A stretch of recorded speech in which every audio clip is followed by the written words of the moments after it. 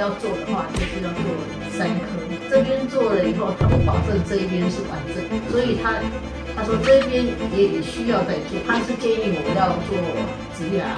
当然不得已，我们其次才能选择植牙，而不是把自己的牙齿都拔掉，直接换成植牙这样子。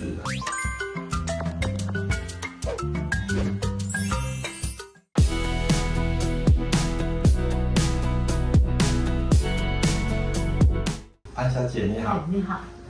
当初为什么原因来我们诊所的？我是因为那个咬到硬的那个骨头，然后那个我的假牙就掉下来了。掉下来。对，一组之前做的那个几年前做的牙鞘，对，就一组裂掉了，掉下来。对。那之前的医生怎么说？之前的医生是说，这个掉下来的话，他是说如果要做的话，就是要做3颗。然后这边做了以后，他不保证这一边是完整的，所以他说这边也需要再做。然后他是建议我要做植牙。那一颗断掉的那一颗建议拔掉。他建议我做要植牙。是。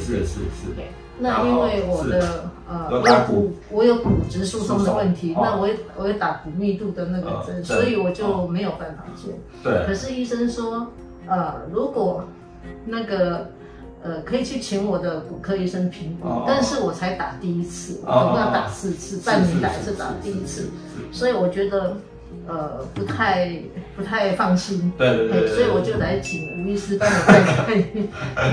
对。那时候牙根真的裂得还蛮深的啦。X 光我们有看到那还好它的是在犬齿。犬齿是我们人体最长的，上面的犬齿是我们人体最长的牙齿，所以我们当初就建议潘小姐，事实上有机会留，我们就把它用手术把它拉出来。对。甚至来转向让因为外面的齿质真的少很多，我们来转向把它转到外面来，让外面的齿质能够再多一点。这样子以后做出来的假牙支撑力会更好使用性会更好一点。所以当初潘小姐是因为有打那个骨质疏松的药。对。因为有些打的骨科医师都有讲拔牙可能骨头会发炎。当然第一个能够保留牙齿是最好的啦。当然不得已我们其次才能选择植牙，而不是把自己的牙齿都拔掉，直接换成植牙这样子。那后来就是经过吴医师的这个这样子的解释，那后来我就接受吴医师的那个治疗。对，就是把牙齿转个向。那我觉得我这个超棒的这个。对啊，然后让外面有比较多的齿质，这样支撑力假牙做起来支撑力会比较好一点。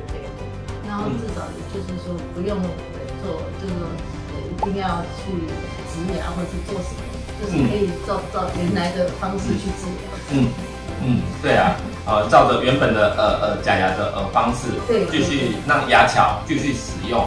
那当然也是换一组新的啦，因为原本的断掉了而且用了20-30年了，没错，够本，所以我们也是一起换新的，所以也能够保留牙齿，我们是以前提啦，而不是所有牙齿就直接拔掉，这样子让自己的牙齿能够在用到淋漓尽致，用到鞠躬尽瘁这样子，这样也比较好啦。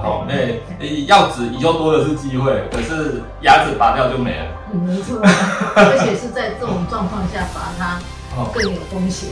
对啊，而且又刚好有骨质疏松的问题然后拔牙会有一定的风险。那骨头发炎我们以前在医院的时候也看过很多这种拔牙之后骨头烂掉发炎的，那个拖很久，应该很多有些病人应该有这样的经验。那骨科医师也是这样讲，对不对？对，没错。当然容易发生在下颚啦，下颚骨头比较硬血液供应没那么好，上颚骨头发炎的程度没那么严重，可是我们还是尽量保留牙齿，还是以前提。